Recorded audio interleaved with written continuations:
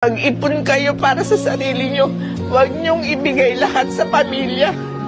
Kasi hindi kayo nakakasiguro na pag tumanda kayo at wala na kayong pera, aalagaan kayo ng mga yan. Katulad ng nangyari sa akin, nung wala na akong pera, halos aaway na ang turing sa akin. Parang ang sama-sama ako na. So, ayan mga ka-fighters, ayan magandang araw po sa ating lahat. So, ayan, napapanood po natin yung video ni nanay. Si nanay po ay 30 years old na naging OFW sa Singapore. Sobrang sakit, sobrang nakakadurog puso. Lalo na po ako dahil bilang isang OFW, alam na alam ko kung gaano kahirap ang trabaho dito sa ibang bansa at alam na alam ko ang pakiramdam ng isang OFW. Sobrang sakit isipin na tapos ang ilang taong paghihirap mo para matulungan ng pamilya mo, yan pa yung magiging ganti sa'yo. Kaya nga po palagi ko sinasabi sa lahat ng mga vlog ko na tayo pong mga OFW ay marunong o matuto po tayong mag-ipon. Palagahan po natin ang bawat sentimo na kinikita natin dito dahil hindi po panghabang buhay ang pagiging OFW. Darating at darating po ang panahon na uuwi tayo sa ating lupang kinagisnan at magpo-for good po tayo.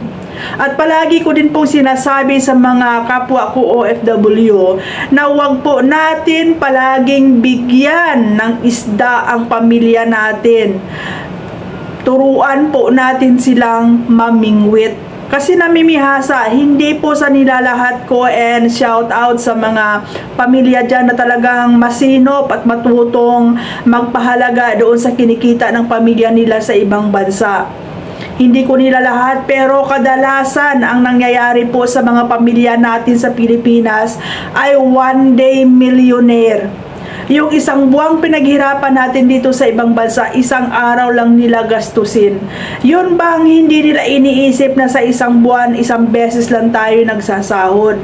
Kung makahingi sila, huwagas. Minsan hindi pa dumarating ang kinsenas, hihingi na naman. Yung tipong lahat ng problema nila sa Pilipinas, ultimo sakit ng ngipin, na sakit ng tiyan, ipapaalam nila sa ating mga OFW na tayong mga OFW, kung halos pa lang hindi natin pinapaalam sa kanila na masama ang pakiramdam natin dito, hindi maganda ang lagay natin dito, dahil ayaw natin silang bigyan ng burden, ayaw natin silang bigyan ng problema, kasi ang gusto natin mabigyan sila ng magandang buhay, mapasaya sila lagi, mapakain ng masasarap, makabili ng magagandang gamit.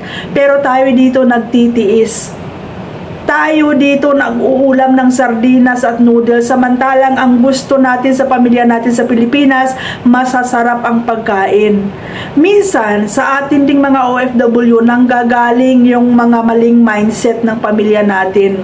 Kaya dapat matuto tayo at ipaintindi natin sa kanila kung ano ang hirap natin dito. Minsan sa mga pamilya din sa Pilipinas, matuto din kayong mga musta sa mga kapwa natin OFW. Matuto din kayong mga musta sa pamilya nyo, kung okay ba sila, kung ma-okay ba yung pakiramdam nila. Hindi yung nangangamusta lang kayo kung oras ng sahod. Nangangamusta lang kayo kung magtatanong kayo ng control number ng mga pinapadala namin. Sobrang sakit, sobrang nadudurog ang puso ko dito sa inabot ni nanay. Na ultimo, pamilya niya mismo, pamilya na tinulungan niya ng 30 years, yun pa yung mga taong magbababasura sa kanya dahil hindi na siya mapakinabangan. Kaya sa mga kababayan ko at sa mga kapwa ko OFW, matuto na po tayo.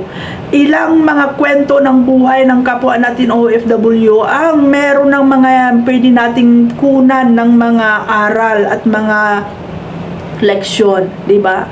Na sana hindi mangyari sa atin yon. At sa mga kababayan ko at sa kapwa OFW, matuto din po tayo mag-invest.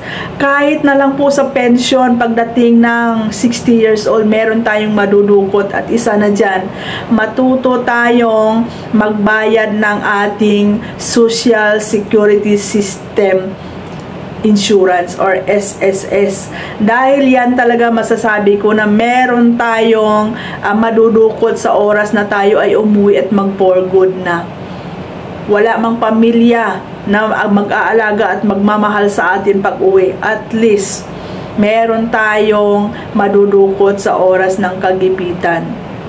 Sa mga pamilya sa Pilipinas, sana maging aral din po sa inyo ang kwento ng buhay ni nanay na to. At sana magkaroon din kayo ng puso para sa mga pamilya ninyo. Hindi porket wala na kayong mahuhut-hut or wala na kayong pakinabang, ganyan na lang yung gagawin nyo. Lalong-lalo na doon sa mga pamilyang hindi nakaranas ng tinatawag na buhay OFW or buhay abroad.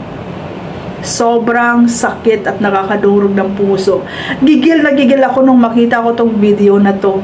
Gigil na gigil ako doon sa pamilya. Wala kayong puso. Matapos nyong pakinabangan si nanay, matapos kayong tulungan, 30 years ang ginilaan niyang buhay sa abroad. Itiniis niya yon na wala sa Pasko, wala sa New Year, wala sa birthday, wala sa kung anong kahit special occasion sa pamilya. Tiniis niya para sa inyong lahat, para mabigyan kayo ng magandang buhay at para mapasaya kayo sa araw-araw. Tapos ganito ay gaganti ninyo. Sa mga kapwa natin OFW, it's a lesson learned. Huwag nating bigyan ng isda ang pamilya natin sa Pilipinas. Turuan natin silang mamingwit para matuto silang tumayo sa sarili nilang paa. Kaso lang minsan, ang mga pamilya natin sa Pilipinas, hindi ko rin po nila lahat. Pag pinagbigyan mo ng isang beses, hihingi na naman ng pangalawang beses. Dahil tayong mga OFW, mapagmahal tayo at ang iniisip natin is para mapasaya ang pamilya natin sa Pilipinas. Sige, bigay, bigay, bigay. Pag nagkaroon ng isang beses na hindi mo mabigyan dahil nagkaroon ka ng problema dito or meron kang inilalaan doon sa perang suswelduhin mo, masama ka na. Kaaway na yung turing sa'yo kasi hindi mo nabigyan. Pero ilang beses mo nang napagbigyan yun. Minsan hindi rin sila matutong mag-appreciate or magpasalamat kung ano yung naibigay mo. Bawat bigay mo parang kulang pa din. Kung parang lumalabas na pag andito ka sa ibang bansa, obligasyon mo silang lahat. Parang may kontrata kang pinirmahan na habang andito ka sa abroad, lahat ng kinita mo ibigay mo din sa kanila. 'Di ba? 'Yun yung pinakamasakit. Minsan kaming mga OFW pag nagsalita kami, masama na yung loob nyo kasi feeling ninyo nanunumbat na kami. Hindi kami nanunumbat. Mas binibigyan naming halaga yung perang kinikita namin at pinapaintindi namin sa inyo kung gaano kahirap ang buhay dito sa ibang bansa. Maswerte na po ang isang OFW kung magkakaroon ng mabait na amo, may konsiderasyon at tinuturing na pamilya. Pero kadalasan dito sa mga kapwa ko OFW, lalong-lalo na yung mga kasambahay, para po kaming robot dito. Para po kaming hindi tao dito kung ituring ng ibang amo. Kaya sana magkaroon din lang kayo ng konting konsiderasyon, magkaroon ng puso, pagmamahal para po sa pamilya ninyo na nagtatrabaho dito sa ibang bansa.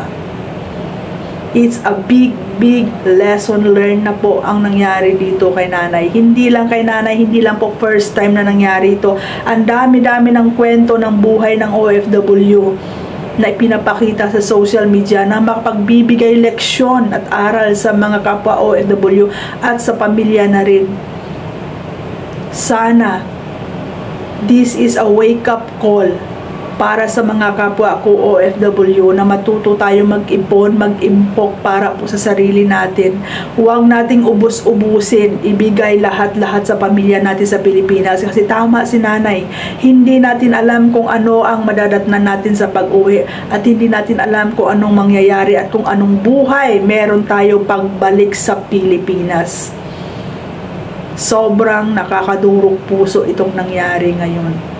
At sana sa pamilya ni nanay, isang araw magising din kayo. Magising kayo sa katotohanan na itong taong inalipustan nyo, ito yung taong tumulong sa inyo or siguro sabihin nating nakapagbigay ng edukasyon at magandang buhay sa pamilya nyo. Sa mga kapwa ko OFW, sa ulitin, Turuan nating mamingwit ang pamilya natin. Huwag nating bigyan ng isda. Turuan nating mamingwit at turuan nating tumayo sa sarili nating paa. Sa sarili nilang paa. Magalit na kayo kung sa magalit. Pero unahin muna natin ang sarili natin bago ang ibang tao. Karamihan sa mga OFW, halos ipamumudmud nila yung kinikita nila para maging mabango sila sa pangalan ng ibang tao, para maging mabait sila sa tingin ng ibang tao. Pero at the end of the day, tayo pa rin ang magiging kawawa. So ayan mga kapwa ko OFW, sana po meron tayong natutunan dito sa video ni Nanay.